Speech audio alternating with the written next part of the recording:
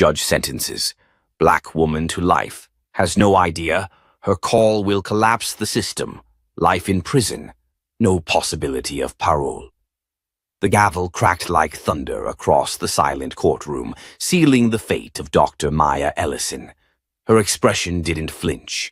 No tears, no shock, no outburst. Just a slow, steady exhale, as if she had expected this outcome all along. Judge Leonard Crane stared down from the bench, eyes cold and devoid of empathy. Dr. Ellison, you've been found guilty of trafficking and obstruction. Your education and credentials make your crimes all the more inexcusable. I sentence you to spend the remainder of your life behind bars. Gasps erupted from a few observers in the back, some too stunned to speak, others clutching their mouths in disbelief. Her friends, colleagues, and the few community members who knew Maya for her work in civil tech reform sat frozen. The courtroom guards closed in as the judge rose and disappeared behind the curtain. The bailiff approached her. "Let's go." But Maya didn't move. Instead, she turned her head and calmly said, "I need to make one phone call, right now." "Phone calls come later at the holding center." "I wasn't asking," she replied with a gaze that made the bailiff pause. Her tone was firm, too measured for someone just condemned to life in a maximum security prison. "I'm invoking Article 94. National Emergency Council. Check your manual." The bailiff blinked. His partner leaned in, unsure. "Is that even real?" Before they could argue, a suited man from the gallery, whom no one had noticed before, rose and flashed a badge. "Let her make the call," he said. "Who are you?" the bailiff asked. "Department of Justice. You'll want to cooperate." That's when the first seed of unease began to sprout among the court staff. Who exactly had they just sentenced? Maya stood, still cuffed, and was escorted to a side room. A rotary dial phone was placed in front of her. She picked up the receiver, dialed a number from memory, and waited. "This is Helix Protocol 9, she said. "Activate shadow order. Immediate review. Start with Judge Leonard Crane. Yes, I'm confirmed clearance level indigo." And then she hung up. The phone call lasted 22 seconds, but its impact would be felt for years. 3 months earlier. The sun burned hot over Detroit as Maya Ellison stepped off a bus at West Grand Station with nothing but a canvas bag and a notebook. Her curly dark hair was tied back into a loose puff, and her outfit, khakis, a plain t-shirt, and scuffed sneakers, said nothing about the woman she truly was. She'd left behind her name, her reputation, her Harvard Law lectures, and her seat on the Federal Ethics Committee. All of it. Voluntarily. Now she was just Marie Ellis, a quiet paralegal volunteering at an overworked nonprofit called Liberty Now. She had one goal, to investigate what had happened to Marcus Bell, a 19-year-old black college student sentenced to 45 years for possessing less than an ounce of marijuana. His case wasn't unique, it was just the most recent. Over the next few weeks, Maya had quietly infiltrated local court proceedings, digital record systems, and police logs, taking notes, noticing patterns. One name kept coming up. Judge Leonard Crane. Crane had presided over 300 cases involving black defendants in the last 5 years. Over 280 of those resulted in maximum sentencing. His rulings often ignored defense pleas, rejected procedural objections, and in some instances cited outdated precedents. But what made her blood run cold wasn't just the numbers, it was the collusion. Emails she traced between Assistant District Attorney Ben Halbrook and lead narcotics officer Cole Ramirez painted a chilling picture.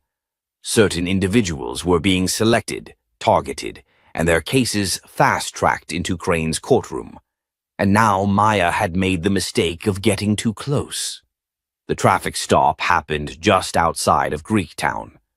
"License and registration," Officer Ramirez had said, tapping on her window. Maya handed over the documents without a word. "You got any drugs in the car?"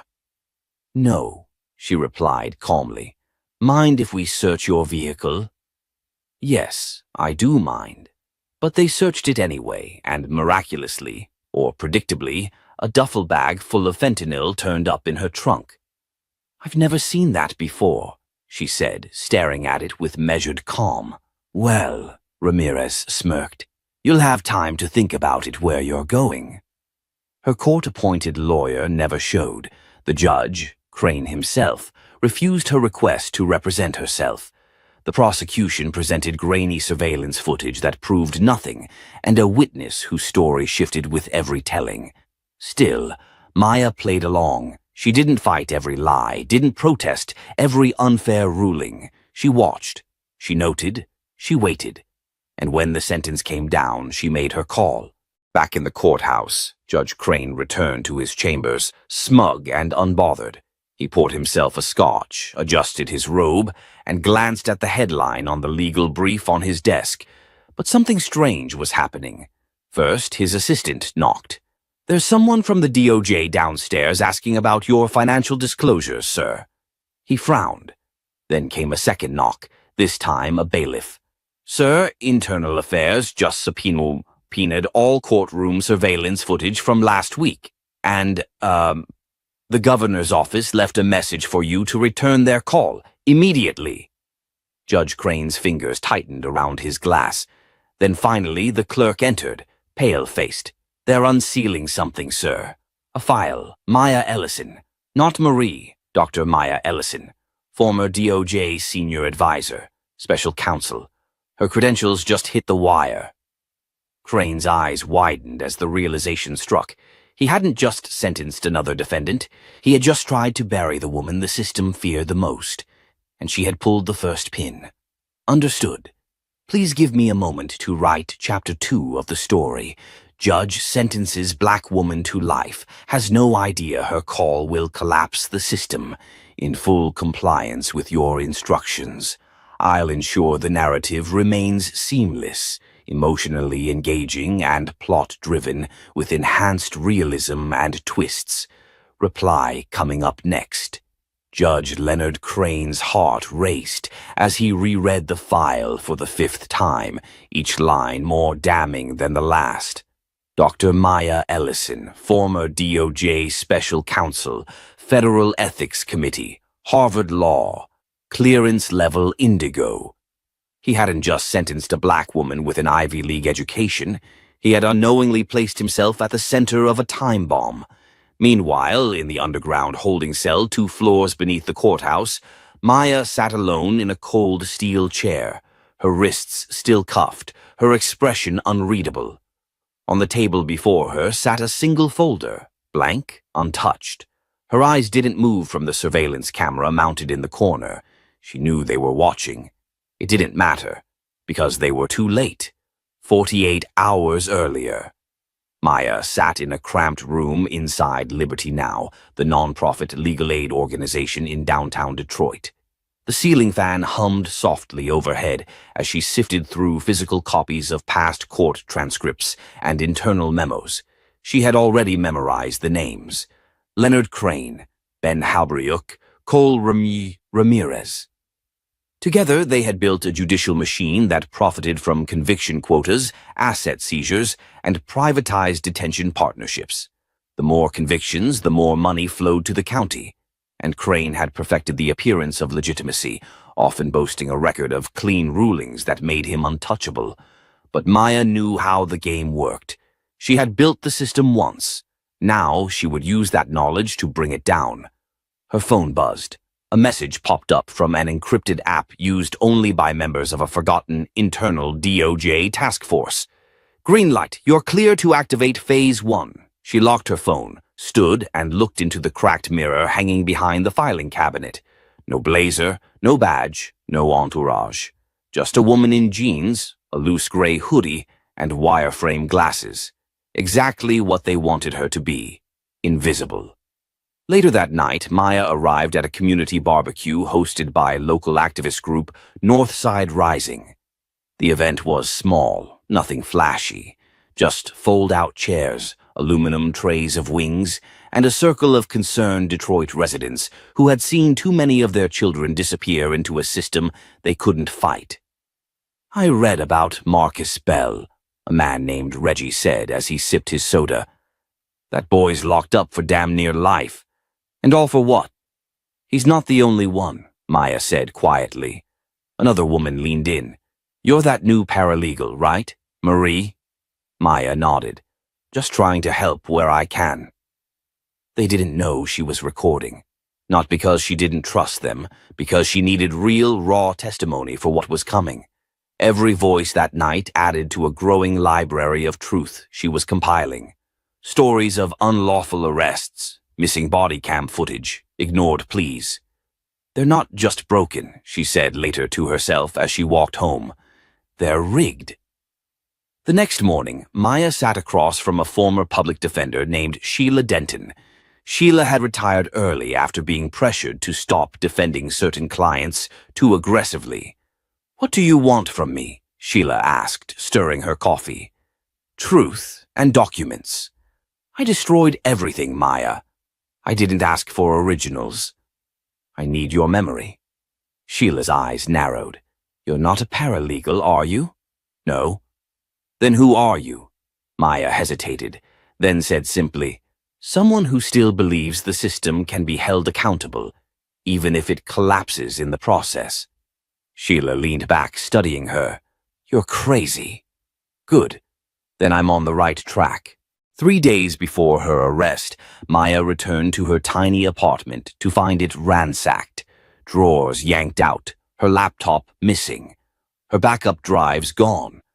But the people who broke in hadn't found the notebook hidden behind the false panel in her bathroom. She opened it slowly. Page after page of handwritten notes, diagrams of court connections, police precinct corruption rings, and one name circled over and over again: Leonard Crane. At the center of it all. But Maya wasn't afraid. If anything, she was ahead of schedule. She picked up her phone and dialed a number. "It's time for them to come for me," she said. And they did. Back in the holding cell, Maya was finally approached by a man in a tailored blue suit. He introduced himself as Gregory Shaw, a federal investigator sent in quietly by the Office of Special Counsel. "I had to see for myself," Shaw said, setting a thick folder on the table. "You left breadcrumbs. You picked them up?" "Every single one." Maya leaned back in her chair. "Then you know what has to happen. You want to expose them all. Crane, Ramirez, Halbrook. You're blowing up the entire county judiciary." "Not just expose," Maya said. "I want structural collapse. Every plea bargain, every conviction, reevaluated. And I want the DOJ to admit it knew and did nothing." Shaw paused. "That's asking a lot. Not a request." Gregory studied her, then gave a faint smile. "You realize what this will cost?" "I do," Maya said. "And if I told you they've already started spinning the narrative, that you're a rogue agent, that this is a vendetta, then let them, because in exactly 21 hours my files go public. I already sent the final trigger." Shaw sat back, quietly stunned. "You're not bluffing." "No, I'm done waiting." The door opened and 2 U.S. Marshals stepped in. "Ma'am, you're being transferred to federal custody," one of them said. "Protective transport." Maya stood, and as she was led out, she looked directly into the courthouse security camera and whispered 2 words: "Watch this." The low hum of fluorescent lights filled the sterile hallway of the Harrison County Detention Center. The chill in the air wasn't just from the vents. It was the kind of cold that seeped from indifference and institutional power. Judge Howard Reese stood behind a one-way mirror, arms crossed, watching the woman he'd just sentenced to life sit motionless in a metal chair. Talia Jennings stared ahead, her hands resting in her lap, her face unreadable. She had been placed in an isolated observation room under the pretext of a mental health check, but everyone knew it was Reese's way of gloating. "Still think she's harmless?" Reese muttered half to himself. Beside him, District Attorney Carl Whitaker adjusted his tie. She didn't even flinch when the sentence was read. Most people break, not her. That smug confidence, she thinks she's smarter than us. Reese took a sip of his coffee and turned to leave. Let her sit in that room for a few more hours. Maybe it'll sink in. But what Reese and Whitaker didn't know was that across town gears had already begun turning. Talia's public defender, Marcus Dean, sat in the cramped back office of a non-profit legal organization. The cluttered desk in front of him was stacked with case files, but only one held his full attention: People versus Jennings. He clicked through a database of sealed court records. Something wasn't adding up. The evidence used to convict Talia had been flimsy: anonymous tip, questionable surveillance, and a mysteriously missing alibi witness. Yet the jury had been quick, almost eager to convict. Marcus leaned back, his mind racing. He'd seen railroads before, but this one felt personal. Meanwhile, back at the jail, a female guard entered Talia's observation room. Her name tag read Ramirez. She held a folder in her hand and kept her voice low. "You got 10 minutes. No cameras in here." She slid the folder onto the table and left without another word. Talia opened it, her fingers steady. Inside was a printed message. "Channel is open. Use the code." She swallowed hard.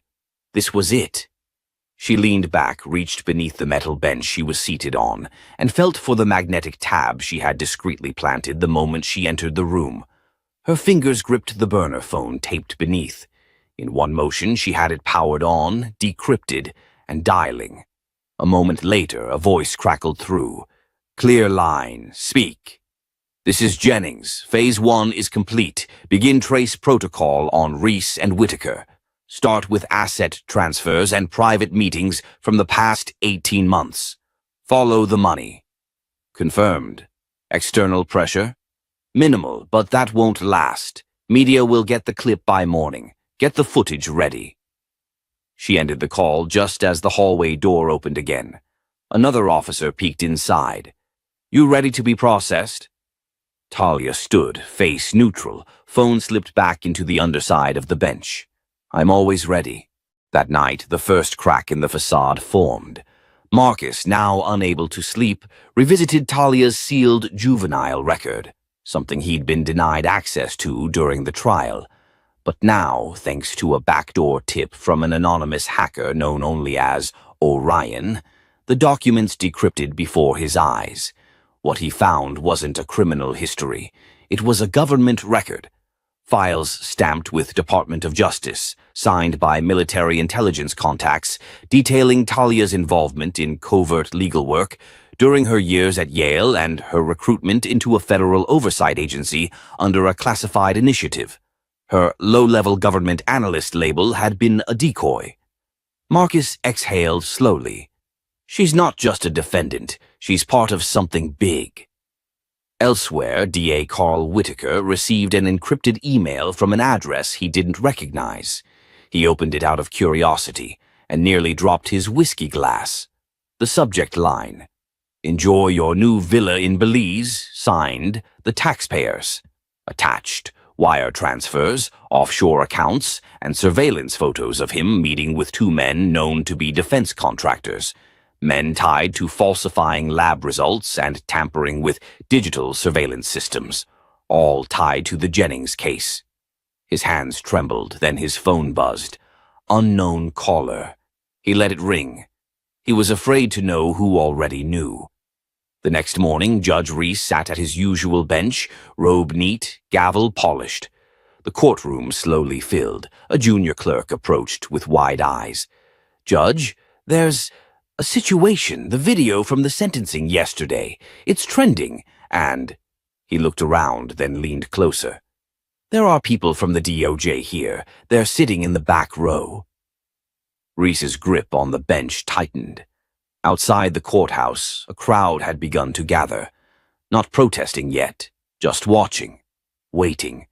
A sea of phones, eyes, and silence. The system Talia had slipped into had no idea it had already begun to crack, and she wasn't even finished yet. The moment Judge Terrence Mullins stepped into the packed courtroom, the energy shifted. Journalists filled the back benches, legal observers lined the gallery, and even the court staff exchanged glances. They all knew today was different. What none of them knew was that the woman seated quietly at the defense table, hands folded in front of her, had the power to bring the entire system crashing down. Aubriana Cole wore a charcoal gray suit that fit perfectly over her poised frame. Her hair was styled in a soft bun, minimal makeup, and a stare that revealed nothing. But inside, the storm was building. Across the courtroom, ADA Felicia Grant shuffled her notes, clearly preparing to reassert the state's position on why Aubriana belonged in prison for life.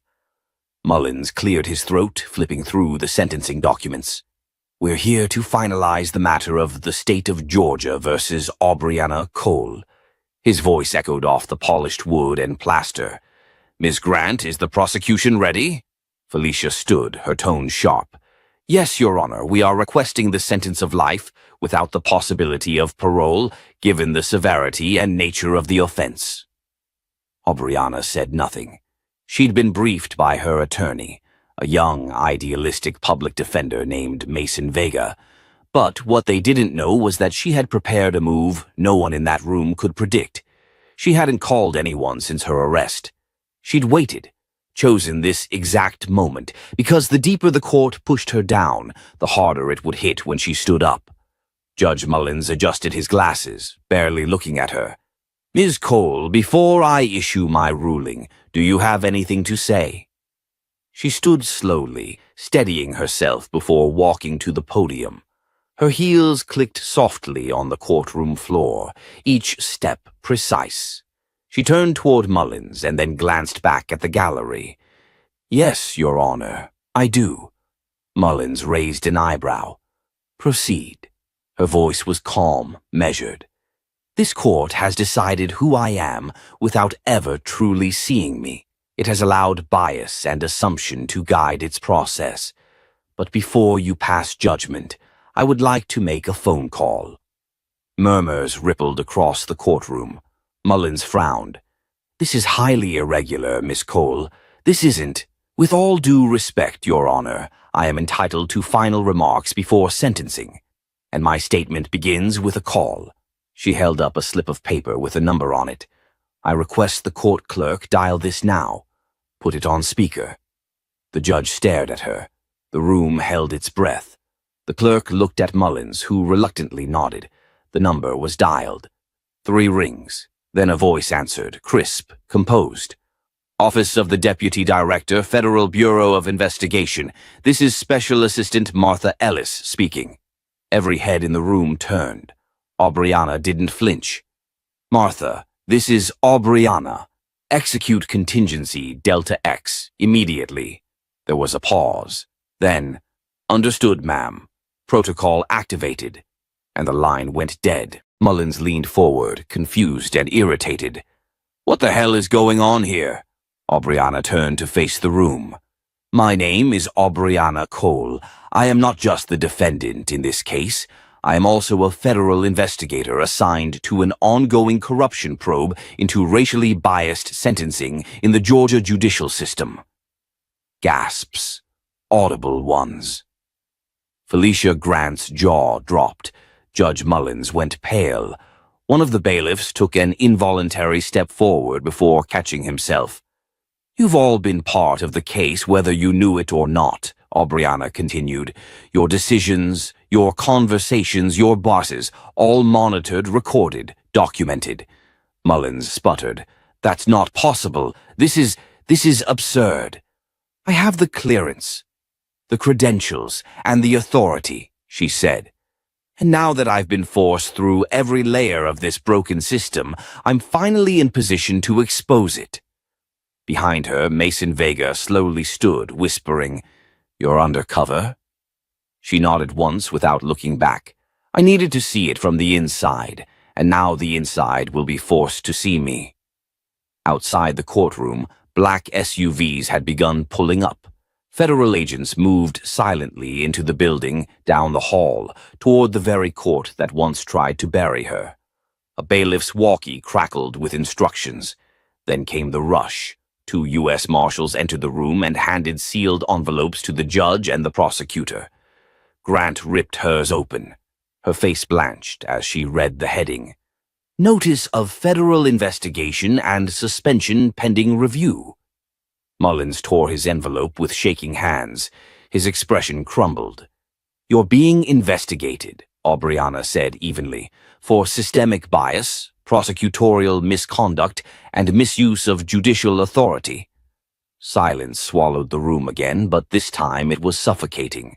Judge Mullins finally spoke, but his voice had lost its edge. This was never just about the case. No, she said, stepping down from the podium.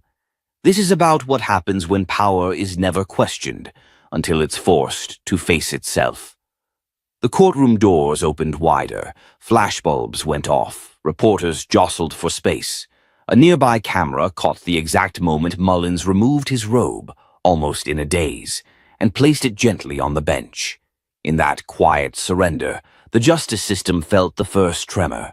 Aubriana walked out, not as a victim, but as a force that could no longer be ignored. The FBI's entrance into the courthouse triggered more than headlines. It rattled an entire network of complicit silence. By noon, the district attorney's office was in damage control mode. By nightfall, every news outlet was leading with the same story: black woman sentenced to life exposes corrupt court system from within. But for Aubriana, it wasn't just about the headlines. It was about what came next. Back in her temporary safe house, a modest apartment prepped by federal handlers, she sat across from Special Agent Martha Ellis and Deputy Director Kent Wallace. The air smelled faintly of burnt coffee and toner, remnants of a long night of reports, timelines, and legal briefings. You just shook the system harder than anyone since the Church Commission, Wallace said, leaning forward. But now you've got a target on your back. Every bad cop, every compromised judge, every prosecutor who cut a deal, they'll be looking to discredit you. Or worse. Aubriana didn't flinch. Let them try. Martha gave her a look. Don't get reckless. The moment this becomes about ego, we lose control. You did the unthinkable. Now we need strategy. Aubriana nodded. Then let's give them a distraction. The plan was simple in theory, risky in execution. Create a second wave. The initial exposure had only scratched the surface. There were hundreds of cases, some minor, others life-destroying, that had been buried under the same machinery of bias. She needed to force the system to confront them all. Mason Vega, now in full defense attorney mode, joined them later that afternoon with a hard drive full of sealed affidavits and case transcripts. He was still trying to process that the woman he'd fought beside in court was, in fact, one of the people shaping federal policy behind the scenes. I feel like I should be angry, he said, but honestly, I'm just honored I wasn't completely useless. You weren't, Aubriana said sincerely. You were exactly the kind of lawyer this system needs. You believed me before anyone else even listened. He looked down, visibly moved, then cleared his throat. So what's the next step?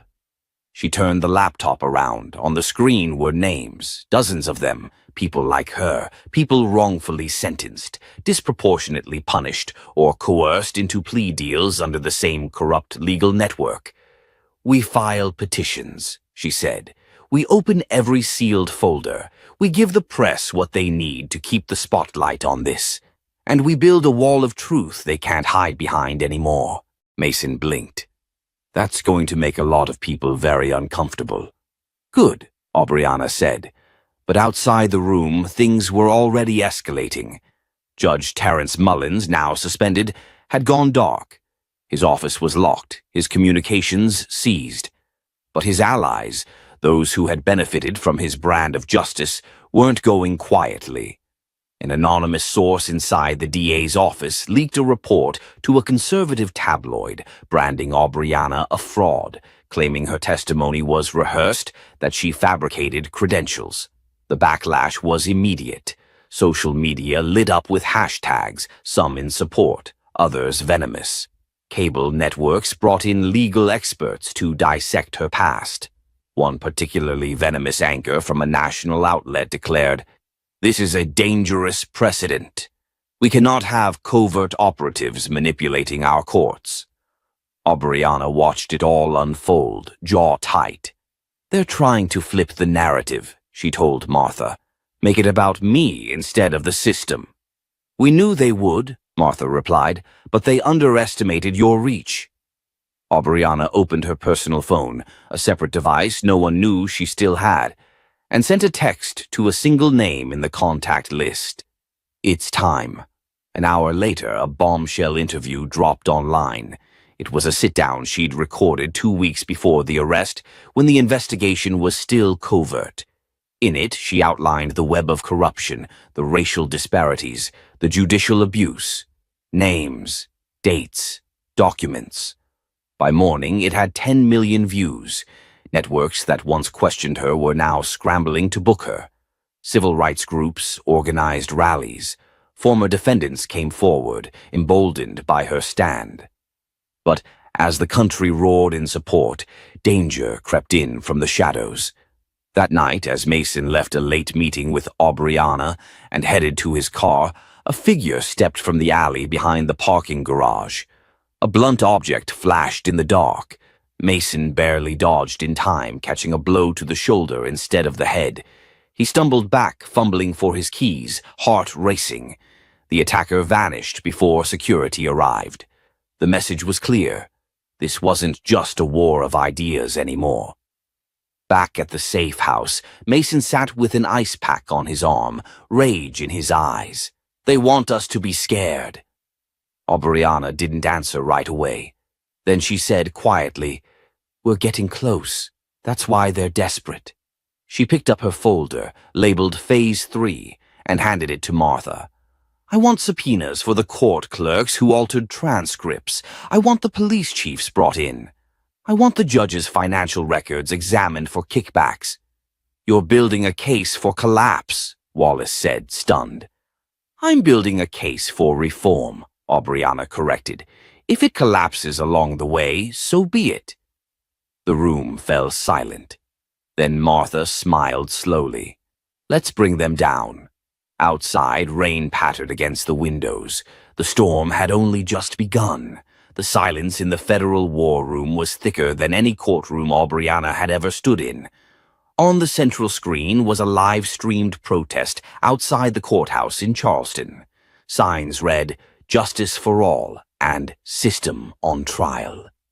The crowd had swelled to thousands in under 6 hours, but inside the room the pressure was colder, more calculated. "We've traced the financial trails," Martha said, her voice low, measured. "It's worse than we thought. Mullins wasn't just biased, he was bought." Aubriana leaned in. "Who's paying him?" Kent Wallace stepped forward and clicked the remote. A network of shell companies popped up on the screen, all traced back to a lobbying group linked to private prison contracts. They funded campaign donations, speaking fees, even real estate.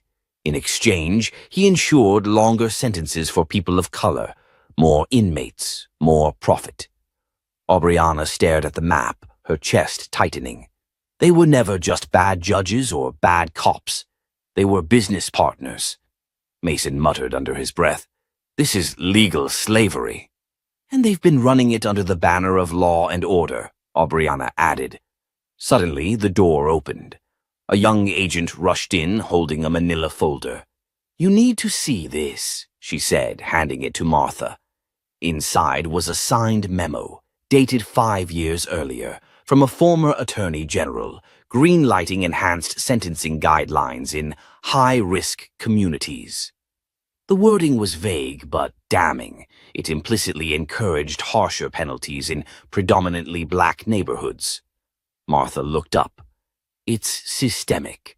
Aubriana stood, her voice razor-sharp. "Then we don't just expose individuals, we indict the policy." Mason shifted uncomfortably. "That's going to put us in direct conflict with the Justice Department." Aubriana didn't blink. "Good." They spent the next 12 hours drafting a comprehensive exposé backed by documents, testimonies, video evidence, and data analytics. Aubriana knew this wasn't just about her case anymore. It was about giving voice to every name that had been erased, every life shattered for profit.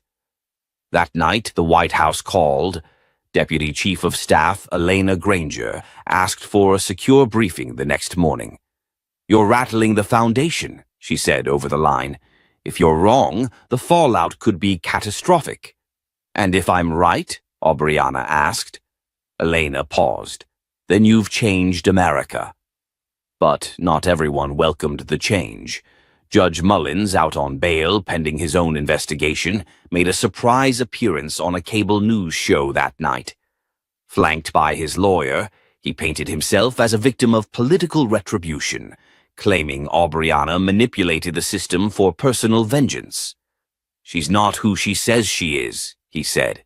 "And this so-called corruption, it's a witch hunt." The damage was limited. Aubriana's credibility was strong, but his words lit a fire among certain viewers. Overnight, threats began flooding her email. One warned her to drop it or disappear. Another referenced her old neighborhood in Atlanta. Aubriana sat in her dark kitchen, rereading the message. Then she closed the laptop, poured a glass of water, and walked to her window. Outside, she could hear chants still echoing from the protest downtown. Mason entered, seeing the tension on her face. "They're trying to make you scared," he said. "I am scared," she admitted, "but I'm still going." He nodded. "Then I am too." The next morning, Aubriana and her team walked into the Department of Justice, not as defendants or observers, but as whistleblowers. The hearing was private, 4 senators, 2 federal judges, and a team of internal investigators. Aubriana presented her findings with unflinching precision. For every claim, she had a document. For every accusation, a witness. And when asked why she didn't come forward sooner, she looked them dead in the eyes. "Because your system was designed to silence people like me." The room was still. One of the senators, an older man from Delaware, finally spoke. "Ms. Brooks, you've lit a fear we can't put out. But if we move forward with this, we're going to face hell. Are you ready for that?" Aubriana didn't hesitate. "I've already lived it." Outside the room, Martha clapped her on the shoulder.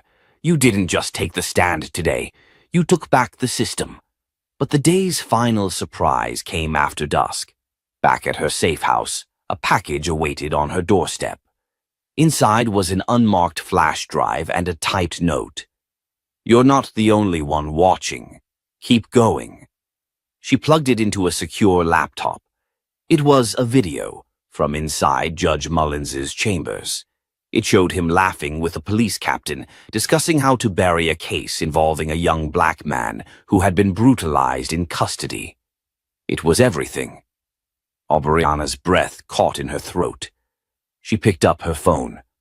"Martha, we have a bombshell." The courtroom was full but silent. Every eye was fixed on Judge Mullins, seated once again on the bench, but this time not as judge but as a man on trial.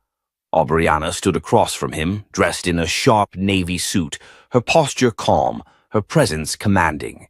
Behind her, a team of federal investigators, legal aides, and journalists filled the gallery. Mason stood just behind her shoulder, a quiet pillar of strength. The prosecutor, this time someone else, had just played the flash drive video on the courtroom's main screen.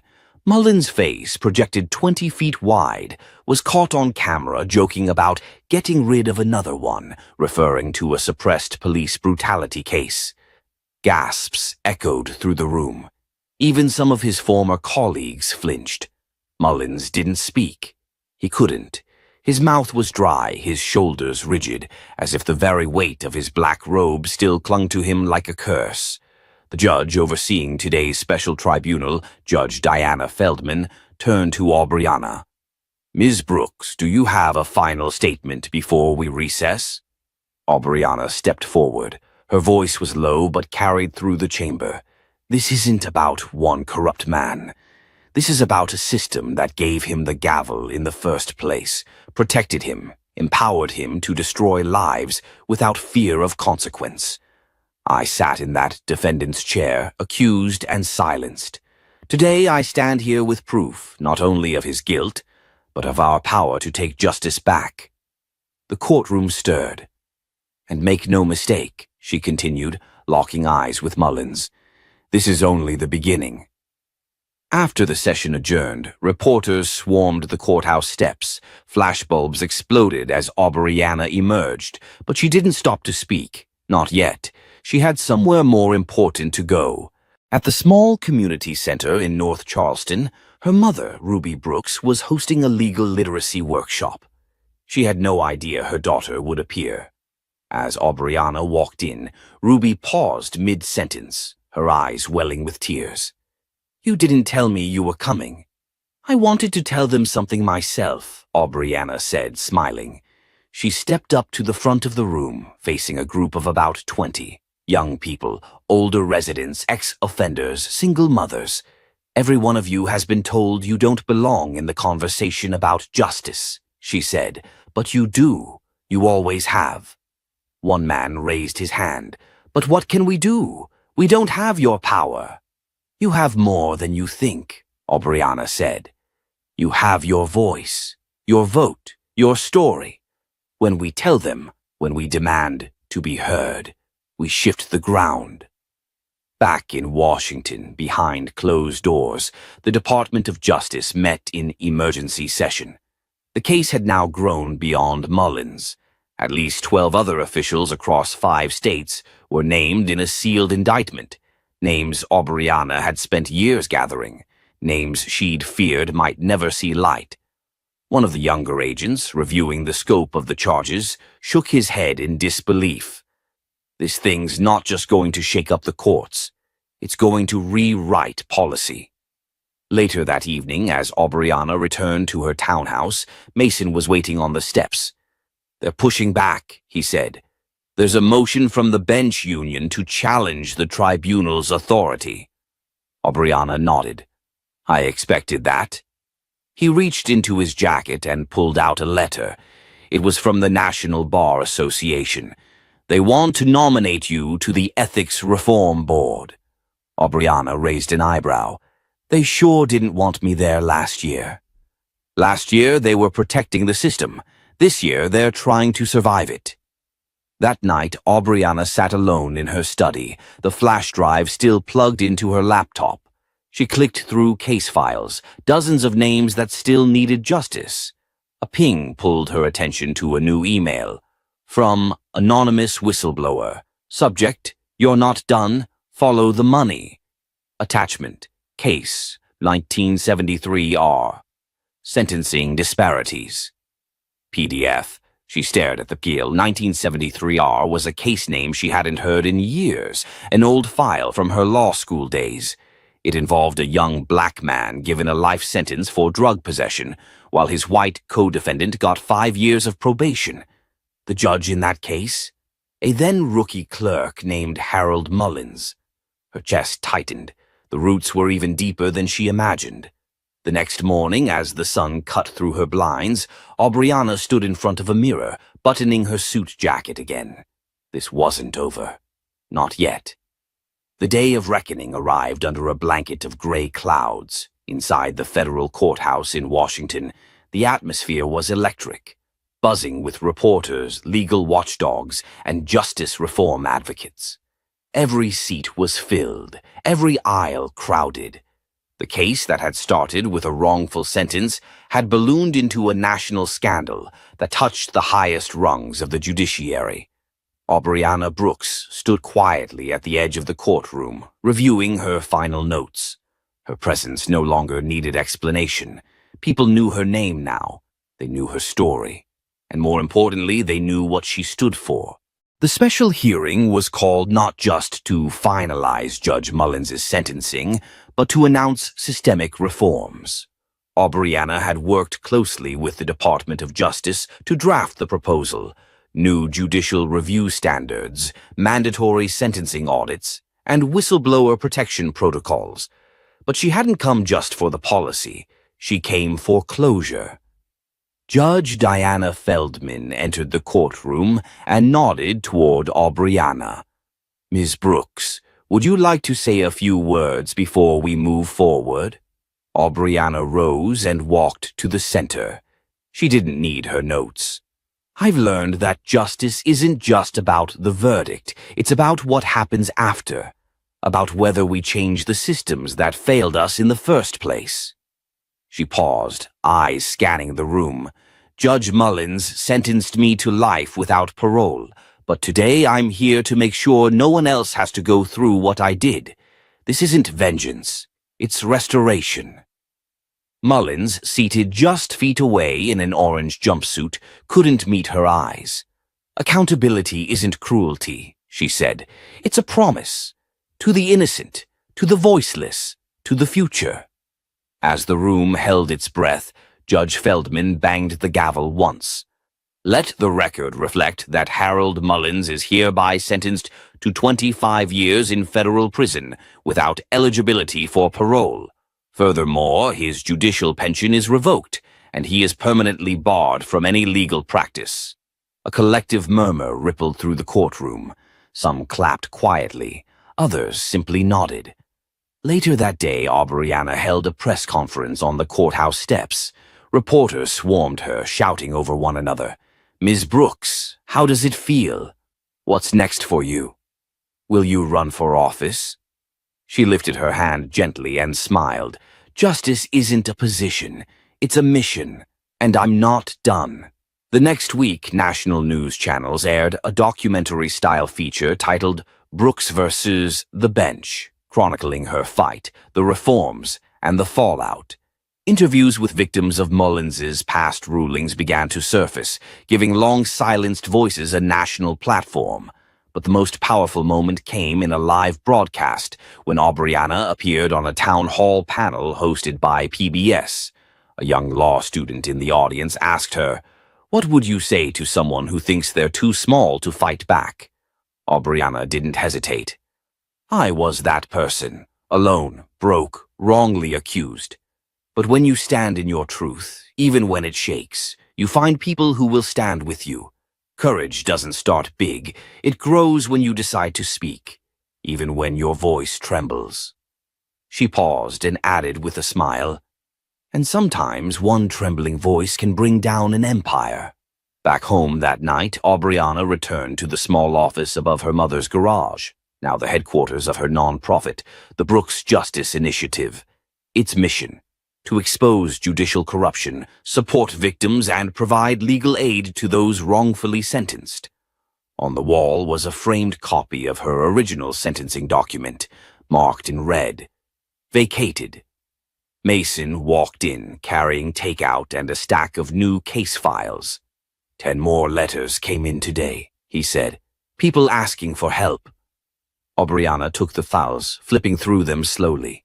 Her eyes lingered on one, a teenage boy sentenced for a petty theft, whose judge had ties to Mullins's political circle. She looked up. "Let's get to work." And to everyone watching, listening, following her journey, this is the part where we say the system may bend people, but it doesn't break the truth. Not when people like Aubriana rise. If this story moved you, if it lit something in you, don't let it end here. Share it, speak it, stand for it. Subscribe for more true justice stories that challenge, inspire, and empower. Justice starts with one voice, maybe yours.